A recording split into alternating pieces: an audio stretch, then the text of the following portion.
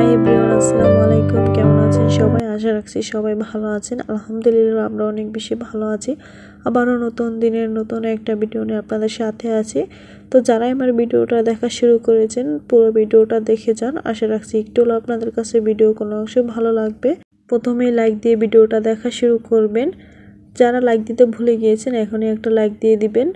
প্রতিদিনের মতো আজকের ভিডিওটাও শুরু করেছি রান্নাবান্নার থেকে। তো দুপুরের রান্নার থেকে এখানে হচ্ছে দুপুরের রান্না করব আজকে গরুর মাংস। তো গরুর মাংসটা রান্না করার জন্য প্রথমে কড়াই বসিয়ে দিয়েছি। কড়াইয়ের মধ্যে পরিমাণ মতো দিয়েছি পেঁয়াজ আর হচ্ছে তেল, সাথে হচ্ছে মাংস রান্না করতে যা যা মশলা লাগে সব রকমের মশলা দিয়েছি। তো আজকের মাংসটা হচ্ছে এই মাংসটা অনেক দিনের ফ্রিজে ছিল, তাই একটু মশলার পরিমাণ একটু বেশি বেশি দিব। মাংস কম, তবে মশলা একটু বেশি বেশি দিয়েছি, যেহেতু এটা অনেক দিন যাবৎ ফ্রিজে ছিল তাই।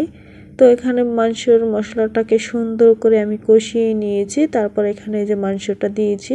তো ওই মাংসটা যেহেতু অনেক দিন ফ্রিজে ছিল তাই ভাবলাম একটু ভাপ দিয়ে নেই, তাহলে বেশি ভালো হবে। তো একটা যদি এক্সট্রা কোনো দুর্গন্ধ আসে বা ফ্রিজে অনেক দিন আসার কারণে সেটা চলে যাবে। এভাবে রান্না করলে মাংসের কালার একটু নষ্ট হয় না আর খেতেও ভালো লাগে, তাই ভাপ দিয়ে নিয়েছি। তারপর মাংসটাকে এখন আমি মশলার সাথে সুন্দর করে একটু কষিয়ে নিব সময় করে। নর্মালি সবসময় মাংস হাত দিয়ে মেখে রান্না করি, আজকে আর হাতে মেখে রান্না করিনি, যেহেতু অনেক দিন ফ্রিজে ছিল তাই ভাবলাম ভালোভাবে কষিয়ে কষিয়ে রান্না করব এটা। তো এটার মধ্যে ঝোল রাখবো না, কষা কষাভাবেই রান্না করব। তো এখানে হচ্ছে সুন্দর করে আমি মাংসটাকে কষিয়ে নিচ্ছি। কষানোর ঢাকনা মোড়া দিয়েছি, তারপর ঢাকনাটা তুলে আবারও লাড়াচাড়া দিয়েছি। তো এভাবে করে আমি অনেকটাই সময় করে মাংসটাকে কষিয়ে নিব। এতে করে মাংসের খেতে আর কোনো রকম খারাপ লাগবে না। তারপর মাংসটাকে আমি অনেকটা সময় করে কষানোর পর এখন দিয়ে দিচ্ছি আলু। কিছুটা আলু দিব, মাংসের মধ্যে আলু না দিলে খেতে একদমই ভালো লাগে না আমাদের কাছে, তাই ভাবলাম কিছুটা আলু দিয়ে দেই, তাই আলু দিয়ে দিচ্ছি। আলু দিয়ে এবার আমি একটু কষিয়ে নেব 5-6 মিনিটের মতো আলুটা দেওয়ার পর। তারপর সুন্দর করে কষানোর পর এখন আমি দিয়ে দিচ্ছি ঝোল মাংসের মধ্যে। তো বেশি একটা ঝোল যেহেতু রাখবো না তাই পানির পরিমাণও একটু কম দিয়েছি। মাংসটা সিদ্ধ হতে যতটুকু পানি লাগবে অতটুকু। তো এখানে একটু ভুল হয়েছে, মাংসটা যদি প্রেশার কুকারে দিতাম তাহলে সবচেয়ে বেশি ভালো হতো। তো প্রেশার কুকারে আর দিই নেই, তো এটার মধ্যে হতে অনেক বেশি সময় লাগছে, যেহেতু অনেক দিনের ফ্রিজে ছিল তাই মাংসটা সিদ্ধ হতেও সময় লাগছিল। তো এখানে হচ্ছে গোটা রসুন দিয়েছি 5-6টা। তো রসুনগুলো কিন্তু এই মাংসের মধ্যে দিলে খেতে আমাদের কাছে অনেক বেশি ভালো লাগে। তো আমাদের মতো মাংসের মধ্যে রসুন কার কার পছন্দ অবশ্যই কমেন্ট করে জানাবেন। তো এখানে হচ্ছে মাংস রান্নাটা হয়ে গিয়েছে, এখানে মাংসের চুলাটা অফ করে দিয়েছি। তারপর বাকি রান্নাগুলি করে নিব। তারপর এখানে রান্না করব কলই শাক। তো কলই শাক রান্না করার জন্য পরিমাণ মতন পেঁয়াজ আর হচ্ছে রসুন দিয়েছি। তারপর দিয়েছি কয়েকটা শুকনো মরিচ।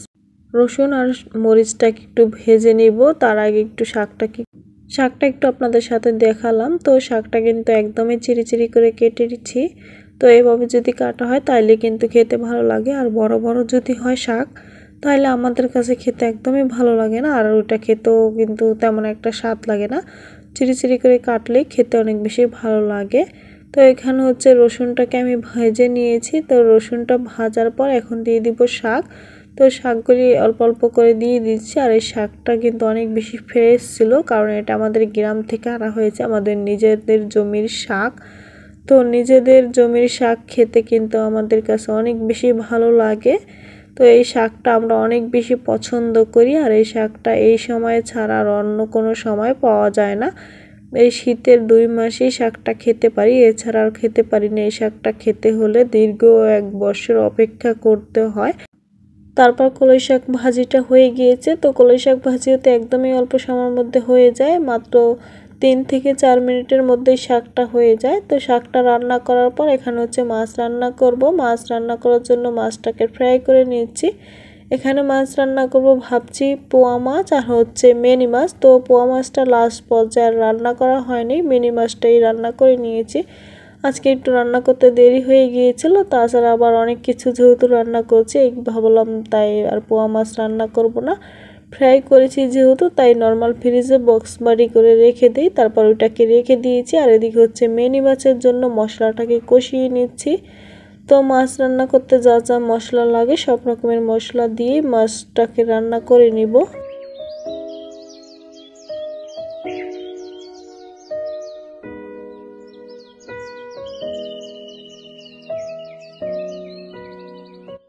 যারা আমার চ্যানেলে আজ নতুন ভিজিট করেছেন তাদের কাছে যদি একটু হলে আমার ভিডিও কোনো অংশে ভালো লাগে থাকে চাইলে আমার চ্যানেলটা সাবস্ক্রাইব করে আমার পাশে থেকে যেতে পারেন। তো আমার ভিডিওগুলি দেখে নিতে পারবেন সময় সুযোগ বুঝে। তো এখানে হচ্ছে মাছটা রান্না করার জন্য মশলাটাকে কষিয়ে নিয়েছি। আর এখানে হচ্ছে সিম, আলু, তারপর টমেটো কেটে রেখেছি। এইটা দিয়ে আজকে মাছ রান্না করব।